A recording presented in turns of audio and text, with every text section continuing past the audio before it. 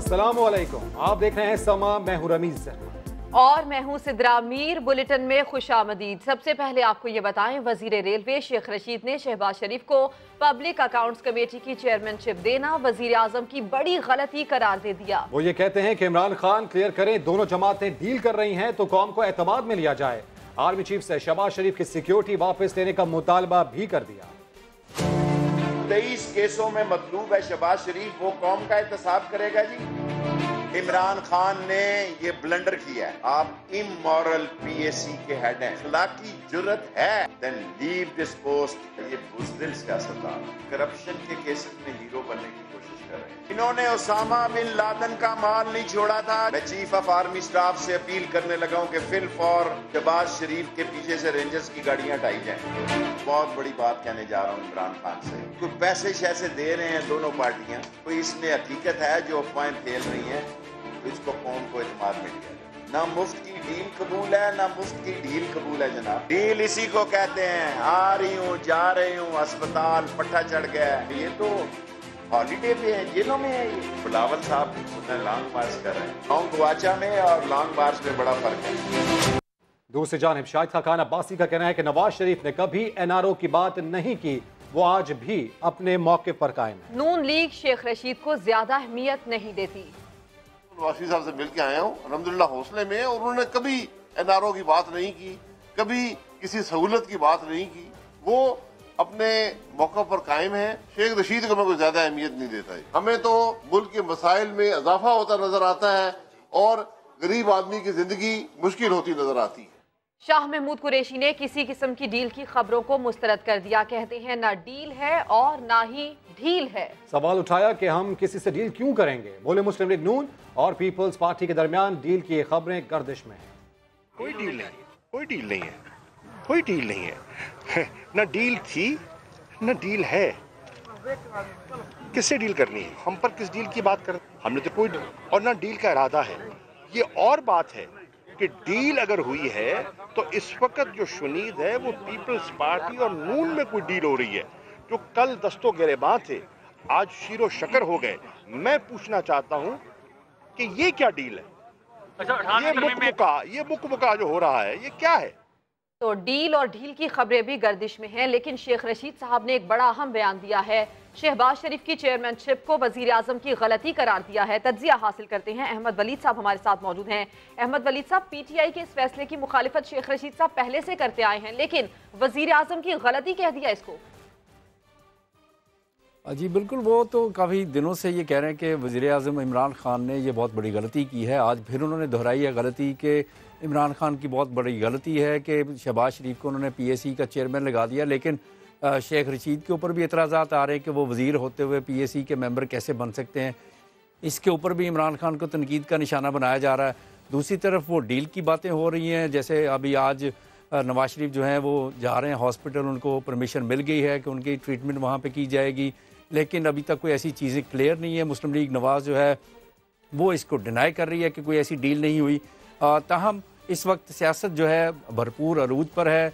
आप देख रहे हैं कि जो पाकिस्तान तहरीक इंसाफ की हुकूमत है वो भी अपोजिशन की तरह सियासत कर रही है जैसे अपोजिशन कर रही है, और अपोजिशन में आपस में जो पाकिस्तान पीपल्स पार्टी और पाकिस्तान मुस्लिम लीग नवाज़ है वो भी आपस में बातचीत करने के लिए तैयार हैं। तो मेरा ख्याल है कि अगले कुछ अरसे में कुछ ना कुछ ज़रूर सामने आएगा। ठीक है अहमद वली साहब, इससे पहले हमने देखा वो ये भी कह रहे हैं कि जो डील वाला तासुर था वो तो नाकाम हो चुका, अब जो डील है वो 50-50 चल रही है। साथ साथ ये मुतालबा करना वजीर आजम से कि वो क्लियर करें, ये कितना अहम है शेख रशीद की जानिब से ये जो मुतालबा किया गया? जी बिल्कुल, देखें ये तो शेख रशीद साहब जो हैं आपको पता है कि बहुत बड़े वोकल हैं, वो तो बड़े जंगजू किस्म के सियासतदान हैं। वो बाज़ औक़ात इमरान खान को भी तनकीद का निशाना बनाते हैं जिनके वो हलीफ हैं, और इसके ऊपर वो उनकी डिमांड सही है कि कोई चीज़ अगर ऐसी है वाज़े रखी जाए। लेकिन पाकिस्तान में आपने देखा है कि कभी कोई डील्स या ऐसी चीज़ें होती हैं वो यकदम होती हैं, और उससे पहले जब चल रही होती है चीज़ें तो वो सामने नहीं आती। जो कोई भी बातचीत चल रही है सियासत में, बातचीत जारी रहनी चाहिए, क्योंकि जो फ़िज़ा इस वक्त क्रिएट हुई है उसमें थोड़ा ठंडक आनी चाहिए, क्योंकि मौसम तो सर्द है लेकिन जो सियासी माहौल है वो बहुत गर्म है। आप देखें कि आवाम जो हैं वो अपने मसाइल का हल चाहते हैं। बिल्कुल अहमद वलीद साहब, अवाम अपने मसाइल का हल चाहते हैं। पाकिस्तान मुस्लिम लीग और पाकिस्तान तहरीक इंसाफ की तो बात हो गई, पाकिस्तान पीपल्स पार्टी भी सियासी माहौल में आगे है। इस्लामाबाद में कश्मीर कॉन्फ्रेंस से खिताब के बाद आसिफ जरदारी ने सहाफ़ियों की मुश्किलात का भी जिक्र किया। मुस्कुराते हुए कहा कि आजकल सहाफ़ियों की मुश्किलात ज़्यादा हैं, सहाफ़ी हुकूमत गिराने में हमारे साथ कंधे से कंधा मिलाएं, इंशाअल्लाह मुश्किलात कम हो जाएंगी। जर्नलिस्टों का भी शुक्रिया अदा करता हूँ कि उनने भी हमें इज्जत बख्शी है। आपको अल्लाह सलामत रखे। आजकल आपकी मुश्किलें कुछ ज़्यादा हैं, आपको उसमें हम मदद करने के लिए तैयार हैं, आसान हो जाएंगी इंशाअल्लाह। आप हमारे साथ कंधा लगाएं, इस हुकूमत को गिराने के लिए हम आपके साथ कंधा लगाते हैं। तो आसिफ अली जरदारी की जानिब से ये कहा गया है कि सहाफ़ियों की मुश्किलात भी कुछ ज़्यादा हो रही हैं, सहाफ़ी कंधे से कंधा मिलाएं, इंशाअल्लाह आसानियाँ आ जाएंगी और मुश्किलात कम हो जाएंगी। आसिफ अली जरदारी की जानिब से ये कहा गया है। कश्मीर कॉन्फ्रेंस से वो खिताब कर रहे थे और मुल्क की सियासी सूरत हाल पर पाकिस्तान पीपल्स पार्टी की जानिब से भी कुछ ऐसे ही रिमार्क सामने आ रहे हैं कि हुकूमत जो मुश्किलात खड़ी कर रही है उसके बाद आसानियाँ वो सामने लेकर आएंगे। वज़ीर ख़ारजा शाह महमूद कुरैशी कहते हैं आसिफ जरदारी के बयान की वो खुद ही वजाहत कर सकते हैं। सहाफ़ियों का काम हुकूमत बनाना या गिराना नहीं, उनका काम रिपोर्टिंग करना है, जो वो कर रहे हैं। जरदारी साहब ने बयान दिया है कि हुकूमत गिराने में सहाफ़ी हमारी मदद करें, इस हवाले से क्या कहेंगे? ये वजाहत वो खुद ही कर सकते हैं। सहाफ़ियों का काम सहाफ़ियों का काम ना हुकूमत बनाना है ना हुकूमत गिराना है, उनका काम रिपोर्टिंग करना है, ठीक है ना, वो करते हैं। बराह रास्त लाहौर लिए चलते हैं। मुस्लिम लीग नून के रहनुमा हमजा शहबाज प्रेस कॉन्फ्रेंस कर रहे हैं। दो जो मेन आर्टरीज हैं 230 किलोमीटर की जो अब्दुल हकीम मोटरवे है, वो मंसूबा मुकम्मल हो गया है, बिल्कुल तैयारी पर है। एक तो 148 अरब रुपए का मंसूबा है जो कि अपना जो है वो शानदार मंसूबा है, सीपेक का वो हिस्सा है। उसको अभी तक इन्होंने अपना जो है ना वो खोलना गवारा नहीं किया कि साउथ पंजाब के अवाम को जो है वो उससे अपना जो है ना वो बेनिफिट ले सकें। फिर ये अपना जो है वो मुल्तान और सक्कर जो मोटरवे है 393 किलोमीटर, वो तकरीबन 90% वो मंसूबा मुकम्मल हो गया है। उस पर भी अपना जो है वो कोई काम नहीं हो रहा है। और अभी हालिया हमारे यहाँ पर पंजाब के सीनियर मिनिस्टर ने फरमाया था कि ये ऑरेंज लाइन जो है वो सफ़ेद हाथी है, और उसी दिन सुप्रीम कोर्ट की ऑब्जर्वेशन आई थी कि ऑरेंज लाइन जो है वो लाहौर वालों के लिए तोहफा है। और इसके साथ एक और बात भी जुड़ी हुई है। नियाजी साहब यहीं पर सामने नज़र आती यहाँ से मेट्रो बस, उसको जंगला बस कहा करते थे, और 5 साल बाद उनको पेशावर में मेट्रो बस बनाना याद आ गई। ये अपना जो है ना एक पाकिस्तानी के नाते मुझे तकलीफ़ होती है कि 100 अरब रुपया तक उसका तखमीना चला गया, अभी तक खंडर नज़र आते हैं। और मैं चैनल्स पर देख रहा था कि सितम ज़रीफ़ी ये कि लोग उसके जंगले का सरिया उठाकर चोरी कर कर मार्केट में बेच रहे हैं, और उस 100 अरब की मेट्रो बस जो आज अभी खंडर है पेशावर की, हमने अल्लाह के फजल करम से 3 मेट्रो बस लाहौर की, हमजा शहबाज लाहौर में प्रेस कॉन्फ्रेंस कर रहे हैं। आगे बढ़ते हुए आपको ये बताएं कि साबिक वज़ीर आज़म नवाज शरीफ को लाहौर के सर्विसेज अस्पताल मुंतकिल करने के अहकामात जारी हो गए। अस्पताल में नवाज शरीफ के लिए खुसूसी कमरा तैयार कर लिया गया। अस्पताल में उनके तमाम टेस्ट लिए जाएंगे। मजीद बात करेंगे, आरिफ मलिक हमारे साथ मौजूद हैं। आरिफ, तो कब मुंतकिल किया जाएगा? अब जी अब से कुछ देर बाद मियां नवाज शरीफ को सर्विसेज अस्पताल लेके आया जाएगा, जहाँ पर जो VIP रूम है वो उसकी तैयारी मुकम्मल कर ली गई है। शामियाने साइड पे लगा दी गई है, सिक्योरिटी के फुल प्रूफ इंतजाम भी कर लिए गए हैं। जो प्रिंसिपल महमूद अयाज हैं सर्विसेज अस्पताल की, उन्होंने बकाया तौर पर तमाम चीज़ों का विजिट भी कर लिया है, और तमाम जो अंदर बेड और जो सोफे हैं उन्हें भी तब्दील कर दिया गया है, और तमाम इंतजाम यहाँ पर मुकम्मल कर लिए गए हैं, और यहाँ पर सिक्योरिटी जो है वो खड़ी कर दी गई है। आपसे कुछ देर बाद मियां नवाज शरीफ को यहाँ पर लाया जाएगा, और बोर्ड भी जो है वो मेडिकल 3 रुकनी बोर्ड तश्कील दे दिया गया है। ठीक है, तैयारियां मुकम्मल हैं। कुछ देर बाद साबिक वजीर आजम को मुंतकिल किया जाएगा। आरिफ मलिक, आपका शुक्रिया। साबिक वजीर आजम नवाज शरीफ की अस्पताल मुंतकली के लिए पुलिस ने सिक्योरिटी प्लान तैयार कर लिया। 1 DSP, 2 इंस्पेक्टर्स और 80 एहलकार एक शिफ्ट में होंगे। नवाज शरीफ के वार्ड के बाहर जेल अमला तैनात होगा। सिर्फ हुकूमत के तश्कील करदा डॉक्टर्स को कमरे तक जाने की इजाजत होगी। इसी पर अपडेट्स हासिल करेंगे समा के नुमाइंदे जहांगीर खान से। जहांगीर, सिक्योरिटी मामलात को इंतहाई सख्त रखा जाएगा, दीगर कौन कौन ऐसे अफराद हैं जो कि उनसे मुलाकात कर सकते हैं? अरे बिल्कुल, ये जेल मुंतकली के बाद का जो सिक्योरिटी प्लान पुलिस ने तश्कील दिया है, इसके मुताबिक 3 शिफ्टों में एहलकार जो हैं वो अस्पताल में तैनात किए जाएंगे। एलीट फोर्स और सादा लिबास में अलग अलग नफरी जो है वो सिक्योरिटी पर मामूर होगी और सिक्योरिटी का ओवरऑल इंचार्ज जो है वो SP Model Town Ali Waseem होंगे। नवाज शरीफ के कमरे को सब जेल डिक्लेयर कर दिया जाएगा और उनके वार्ड तक जो बाहर जो है वो भी अमला तैनात किया जाएगा और सिर्फ हुकूमत के तश्कील करदा डॉक्टर्स के बोर्ड को कमरे तक रसाई होगी और नवाज शरीफ के कमरे को जाने वाले रास्ते पर डॉक्टर्स और रिश्तेदारों की नवाज शरीफ जिस कमरे में होंगे उससे सब जेल का दर्जा दे दिया जाएगा। अपडेट्स के लिए बेहद शुक्रिया जहांगीर। पंजाब हुकूमत ने नवाज शरीफ को अस्पताल मुंतकिल करने का फैसला कर लिया। सूबाई वज़ीर इत्तलात फयाज उल हसन चौहान कहते हैं साबिक वज़ीर आज़म को जेल में तमाम सहूलियात फराहम करेंगे। मरियम नवाज और आले शरीफ का इस हवाले से प्रोपेगेंडा गलत है।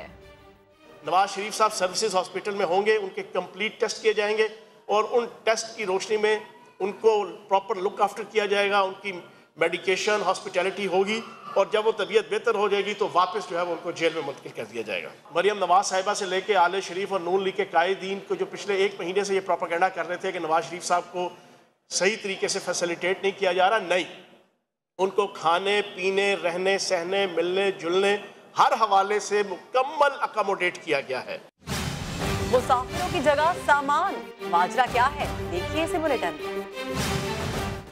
एहतसाब अदालत ने ख्वाजा बरादरान की मज़ीद जिस्मानी रिमांड की दरख्वास्त मुस्तरद कर दी। मुलजिमों को जुडिशल रिमांड पर जेल भिजवा दिया। साद रफीक कहते हैं नैब के पास कोई सबूत नहीं। मज़ीद जानिए लाहौर से इस रिपोर्ट में।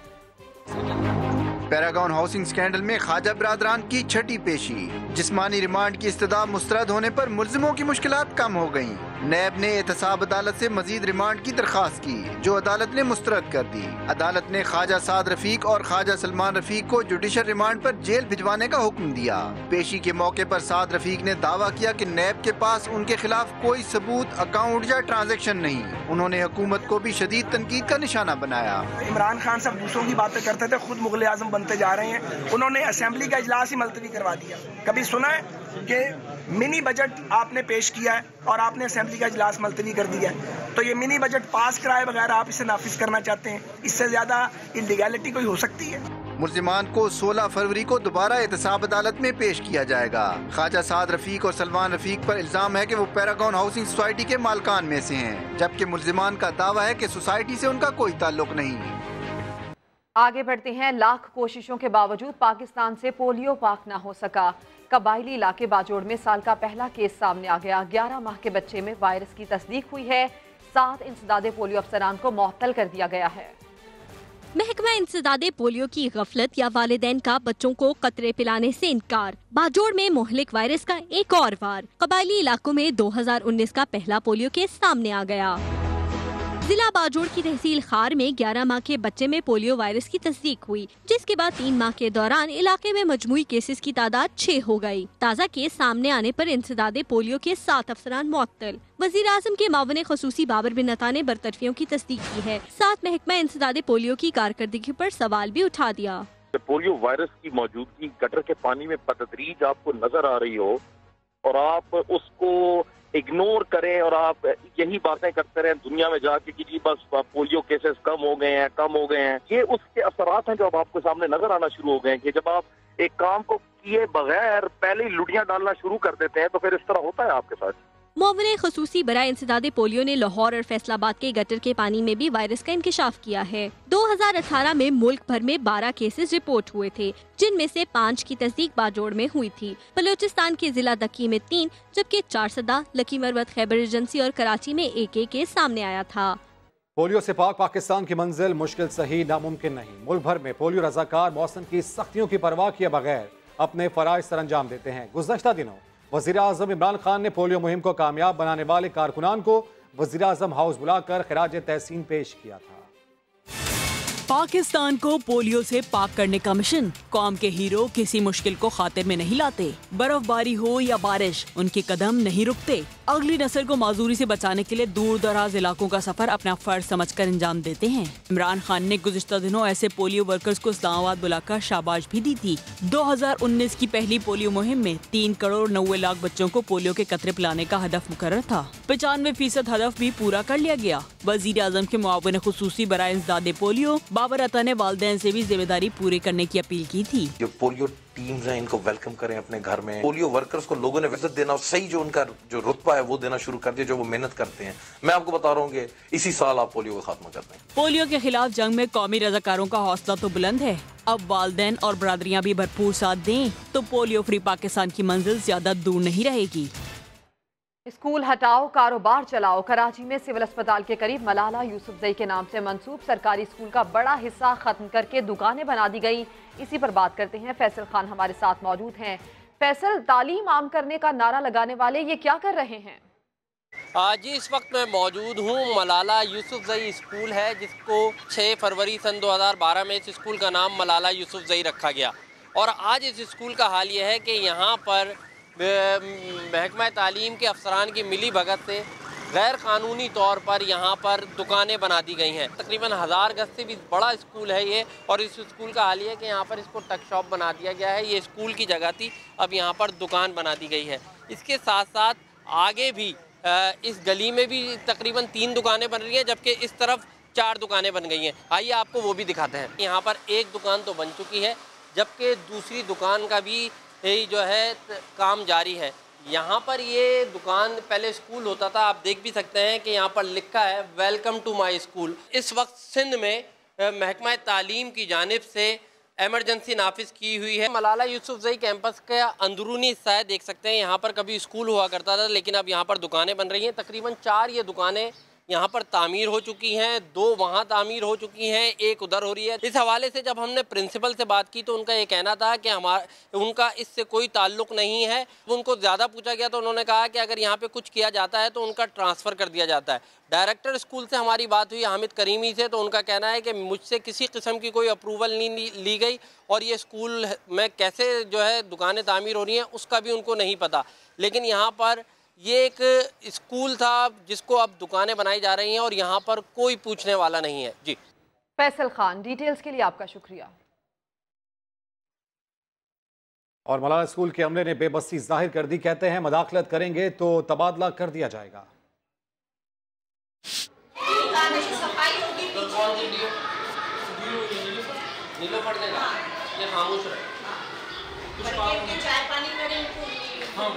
तो आपने पूछा नहीं, ये तो गैर कानूनी है, बना रहे, क्यों बना रहे? भाई हमसे ये कहा कि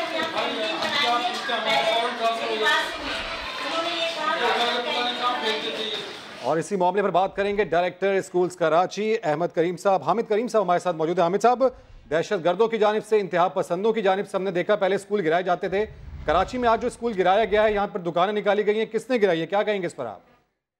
नहीं, दुकानें जो है कैंटीन जो बनाई गई है वो मेरी परमिशन के या मेरे अप्रूवल के बगैर बनाई गई है, और मैंने तो किसी डीओ को या किसी एजुकेशन वर्क्स को या किसी प्रिंसिपल को या कैंटीन के ठेकेदार को मैंने किसी किस्म की कोई परमिशन कैंटीन बनाने की नहीं दी।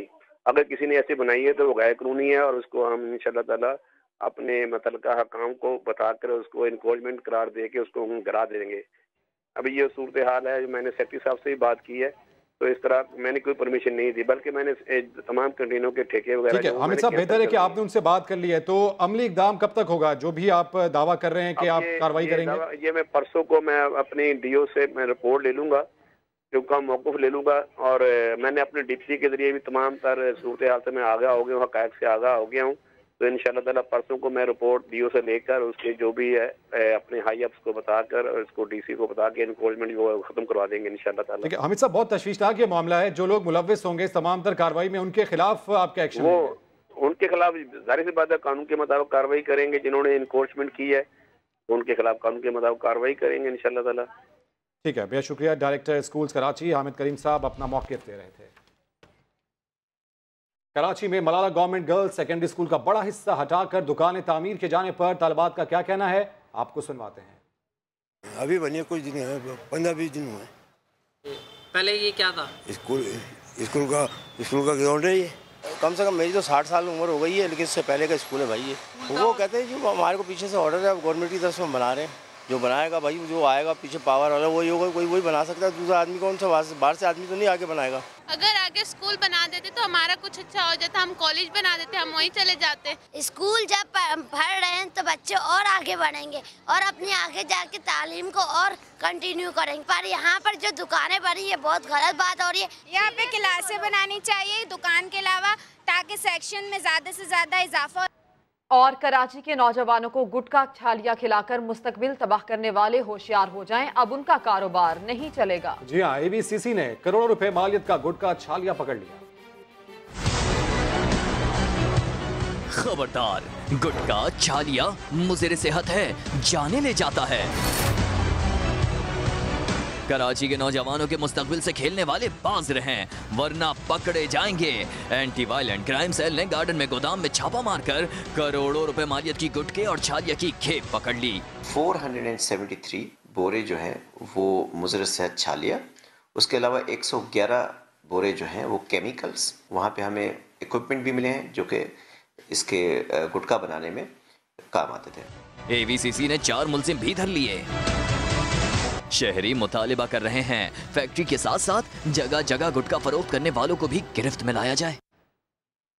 स्कूल इंतजामिया से हड़ताली ड्राइवर्स के मुज़ाकरात कामयाब हो गए। कल से रुकी हुई मेट्रो बसें चल पड़ेंगी। शहरियों की जान में जान आ गई। इसी पर देखिए आदिल तनोली की रिपोर्ट। जिले इंतजामिया से कामयाब मुज़ाकरात के बाद मेट्रो के ड्राइवर दोबारा ड्राइविंग सीट पर आ गए। एक दिन की हड़ताल के बाद इस्लामाबाद और रावलपिंडी की मेट्रो बस सर्विस बहाल।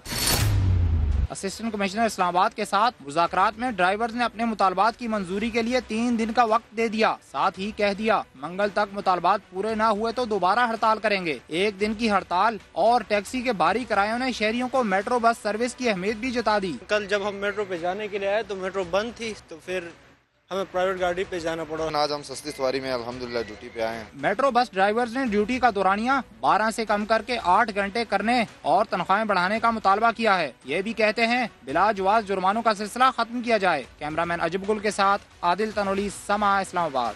बुलेटिन में अभी लेंगे ब्रेक, लेकिन उससे पहले न्यूज अपडेट। सानिया 12 मई के केसेस में कराची वसीम अख्तर समेत दीगर 21 मुल्जिमान पर तरमीमी फर्द जुर्म आयद। मफरूर 17 मुल्जिमों के एक बार फिर नाकाबिल जमानत वारंट गिरफ्तारी जारी।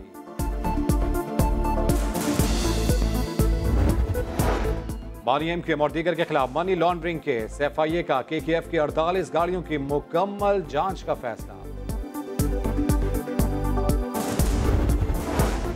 और कराची के मुख्तलिफ इलाकों में जलजले के झटके। महकमे मौसमियात के मुताबिक जलजले की शिद्दत 2.9 रिकॉर्ड।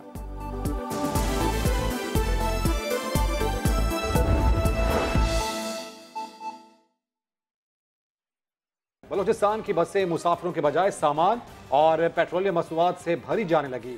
हमसाया ममालिक से सामान का बड़ा हिस्सा मुसाफिर बसों के जरिए मुल्क के मुख्तलिफ हिस्सों में स्मगल किया जाता है। मजीद जानते हैं कोयटा से जैनुद्दीन की रिपोर्ट में। बलूचिस्तान की बसें स्मगलिंग का अहम जरिया बन गई। तफ्तान, पंजगूर और तुर्बत से बरास्ता सड़क स्मगल किया गया सामान कोयटा पहुंचाया जाता है। समा टीम कोयटा के इलाके सरियाब रोड के गोदाम पहुंची, जहां सरहदी इलाकों से आने वाली बसों से सामान उतारा जा रहा था। कोई भी शख्स यहां मौक़िफ़ देने को तैयार न हुआ। पता नहीं है कि सामान वाली गाड़ी है कि सवारी वाली गाड़ी है, ये मुझे मालूम नहीं है कि ट्रक में सामान आएगा या इसमें आएगा। कोयटा में छोटे बड़े 5 ऐसे बस अड्डे काम कर रहे हैं जहां दिन रात मुसाफिरों के बजाय सिर्फ सामान ही उतारा जाता है। Balochistan truck transport companies association के सदर नूर अहमद काकड़ ने इल्जाम लगाया है कि 95% स्मगलिंग बसों के जरिए ही होती है। 95% स्मगलिंग का सामान जो है ना वो इन कोचेज़ में जाते हैं। बाकायदा उन्होंने बॉडीज़ में सीटों के नीचे जगह बनाए हुए हैं। अब बसों वालों ने क्या किया कि उसको सवारियों का परवाह नहीं है, डीजल भी वो इसी में ले जाते हैं, पेट्रोल भी इसी में ले जाते हैं। तो हमारा कारोबार यकीनन इन बसों के इन एक्टिविटीज़ से बहुत ज़्यादा नुकसान पहुँचे। ये माफिया इतना ताकतवर है कि ज़ायरीन की बसों की आड़ में भी कारोबार जारी रखता है। इन माल बरदार बसों में से बेशतर की सीटें निकाल ली जाती है और फिर ईरान से स्मगल किए गए बिस्किट, शैम्पू, कराकरी, कालीन, डीजल, पेट्रोल और जो चाहे चंद 100 रुपए में मतलूबा मकाम तक पहुँचा दे। कस्टम हुकाम ने हाल ही में रेल के जरिए स्मगलिंग की कोशिश भी नाकाम बनाई, लेकिन इस तरह की कार्रवाइयाँ बड़े माफिया के आगे बहुत छोटी साबित होती है। कैमरामैन जफर बलोच के साथ जैनुद्दीन, सम्मा, कोयटा। और चमन से भी छोटी गाड़ियों में स्मगलिंग का सामान भेजा जाता है। सईद अचकज़ई रिपोर्ट करेंगे। यह है बलूचिस्तान का दूसरा बड़ा शहर चमन, जहां 150 से 200 छोटी गाड़ियों में बड़ा सामान छुपाया जाता है। टायर्स, साइकिलें, घी के डब्बे, स्पेयर पार्ट्स सिर्फ 150 से 200 रुपए लेकर दूसरे शहरों तक पहुंचाए जाते हैं। ये आजकल सवारी तो बहुत कम है, किराया में भी इजाफा नहीं होता है और किराया कम मिलता है। तेल बहुत महंगा है कोयटा पे, पाकिस्तानी तेल, और किराया मुनासिब नहीं होता है, इसीलिए वजह से लोग कुछ टेर वगैरह डालते हैं। 100-200 रुपए किराया मिलता है, इजाफी चार्जर। ड्राइवर इतने बेखौफ हैं, छतों पर भी सामान के सामान लाद कर दूसरे शहर ले जाते हैं। अंजुमन ताजरान को न सिर्फ ये सब ठीक लगता है, बल्कि इस गैर कानूनी कारोबार में मजीद रियायत भी चाहते हैं। इधर हमारे और रोजगार के मौके नहीं है और हम इन गाड़ियों के जरिए इन गाड़ियों वालों को 200 रुपये, 300 रुपये वो एक टेर और एक जोड़ी टेर पे इस पे दे देते हैं, लेकिन इसके बावजूद सरकार की तरफ से इन गाड़ियों वालों को परेशान किया जाता है। माल बरदार गाड़ियों के बजाय चमन के ताजर वैन्स, टैक्सी और गाड़ियों में सामान बिला रोक टोक मुंतकिल कर रहे हैं। इक्का दुक्का कार्रवाई ही होती है। सईद अचकज़ई, समा, चमन। विफाकी वजीर बराए पेट्रोलियम गुलाम सरवर खान प्रेस कॉन्फ्रेंस कर रहे हैं, आपको लिए चलते हैं। से 106 सिलेंडर लेने पड़ते, जलाने पड़ते, और वो 1,44,000 रुपए के होते। अब बदकिस्मती ये है कि दुनिया में अब हम अपनी इंडिजिनस गैस महंगी लेके जलाने के लिए सस्ती दे रहे हैं। अपने कारखाने और अपने power stations, power generation units जितने भी हैं, वो चलाने के लिए हम दुनिया से महंगी LNG ले रहे हैं। ये भी सोचना पड़ेगा। और ये रिलीफ या ये सब्सिडीज कितना अरसा हुकूमतें बर्दाश्त करती रहेंगी और लोगों को रिलीफ और सब्सिडी देती रहेंगी। और यही वजह है कि तमाम अदारे माली खसारे का शिकार हैं, जिसमें यकीनन मिसमैनेजमेंट भी थी। जैसे मैं उसकी तफसील में नहीं जाना चाहता बाकी सेक्टर्स के, मैं तो अपने आप को स्पेसिफिक करना चाहता हूँ सिर्फ इस इशू पे कि हमारी अपनी ये 2 कंपनीज जो कि कभी प्रॉफिटेबल कंपनीज थी, बवजह लॉसेस और मिसमैनेजमेंट और बवजह ये भी, लेकिन अब आखिरी साल पहले गैस नेटवर्किंग पे पाबंदी है जी, नए देहातों में हम कनेक्शन नहीं देंगे। 2018 में मुस्लिम लीग नवाज की हुकूमत 55 अरब की गैस मजीद देहातों के लिए या शहरों के लिए, टाउन्स के लिए उसकी मंजूरी देती है। और वो भी एक प्री पोल रिग था कि आखिरी साल 4 साल कोई डेवलपमेंट नहीं, और 5वें साल जो कि इलेक्शन ईयर है उसमें 55 अरब की वो गैस की स्कीमें अप्रूव कर देते हैं और ख़ुद तस्लीम करते हैं। मुस्लिम लीग की कई दोस्त मेरे पास आए, कोलीग्स मेरे पास आए कि मुस्लिम लीग ने कम अज़ कम पंजाब के अंदर 20 से लेके 30 सीटें सिर्फ सुई गैस की वजह से जीती, कि अनाउंस कर दिया, गैस के पाइप फेंक दिए, खुदाई करवा दी, गैस पीछे है नहीं। और ये भी आपके इल्म में यकीनन होगा कि 3 सूबे सरप्लस हैं, सूबा बलोचिस्तान, सूबा सिंध और खैबर पख्तूनख्वा। और जो आइन की सेक्शन है 158, अब सूबों की डिमांड भी है कि सूबे कहते हैं कि हमारी गैस। इस्लामाबाद में विफाकी वजीर बराए पेट्रोलियम गुलाम सरवर खान प्रेस कॉन्फ्रेंस कर रहे हैं। बर्फबारी ने बालाई इलाकों में मकामी लोगों की जिंदगी मुश्किल बना दी। बर्फ में लिपटी वादियां, हर तरफ सफेदी ही सफेदी। दीर के इलाके कुमराट में बच्चों को नई तफरीह मिल गई, एक दूसरे पर बर्फ की गोलाबारी शुरू कर दी। सड़कों पर फिसलन की वजह से ड्राइवर हजरात को मुश्किलात का सामना है। गलियात में 3 फुट से ज्यादा बर्फबारी रिकॉर्ड की गई। एबटाबाद का मरी से जमीनी राब्ता अब तक बहाल न हो सका। नवाही इलाकों में रास्तों की बंदिश की वजह से मकामी अफराद महसूर होकर रह गए हैं। मलका कोहसार में हालिया बर्फबारी के बाद मतला साफ हो गया, सर्दी मजीद बढ़ गई और दर्जा हरारत -6 तक पहुंच गया। आजाद कश्मीर में मौसम अबर आलूद है, कहीं धूप तो कहीं बादल छाए हुए हैं। आजाद कश्मीर में सयाहत के फरोग के लिए 3 रोजा स्नो क्रॉस जीप रैली शुरू हो गई है। मजीद जानेंगे अमीरुद्दीन मुगल से। जी बिल्कुल, आज़ाद कश्मीर में मुहिमाती सियाहत के फ़रोग के लिए ख़ासकर बर्फ़बारी वाले इलाकों में सियाहत के फ़रोग के लिए आज से मुज़फ़्फ़राबाद से जो है जीप रैली शुरू हो रही है, जो कि पीरचनासी जो सियाहती इलाका है बुलंद तरीन सतह समुंदर से तकरीबन 10,000 फुट बुलंद, उसकी तरफ जाएगी और 3 रोज़ तक ये जीप रैली जारी रहेगी। आज रात को ये जीप रैली के शुरका जो हैं वो पीरचनासी के सियाहती मुकाम सरह पहुँचेंगे, जहाँ रात गुजारेंगे और अगले रोज़ जो है वो मुहिमजूई करते हुए पीरचनासी टॉप की जानब रवाना होंगे और ये पीरचनासी से होते हुए वापस 4 फरवरी को मुज़फ़्फ़राबाद की जानब रवाना होंगे और फिर वापस मुज़फ़्फ़राबाद में ये जीप रैली जो है ख़त्म पजीर होगी। और इसमें जो है रैली में मुल्क भर से आने वाले जीप ड्राइवर शरीक हैं और आज़ाद कश्मीर के जीप ड्राइवर भी शरीक हैं, जो कि पुरअज़्म हैं इस मुहिम जुई के लिए। जी, सदियों पुराने मुल्तान की हिफाजत के लिए बनाए गए 6 दरवाजे आज भी अहमियत रखते हैं। इन दरवाजों की कहानी राशिद हमीद की ज़बानी। मुल्तान में दाखिले के 6 गेट जो कभी इसकी पहचान थे।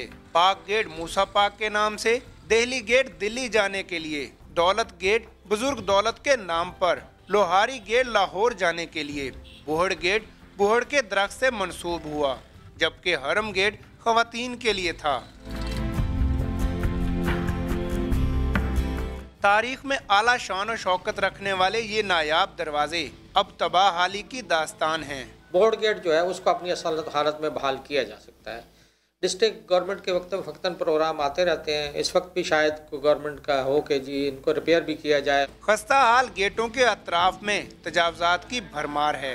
इसकी मुरम्मत होनी चाहिए, इसको बहाल रखना चाहिए, हमारे शहर की शान है, हमारा एक नाम है। देखभाल ना होने से 3 गेट तो ख़त्म ही हो गए हैं। हुकूमत और महकमा आसार कदीमा की अदम तवज्जो के बायस तारीखी दरवाजे आहिस्ता आहिस्ता ख़त्म होते जा रहे हैं।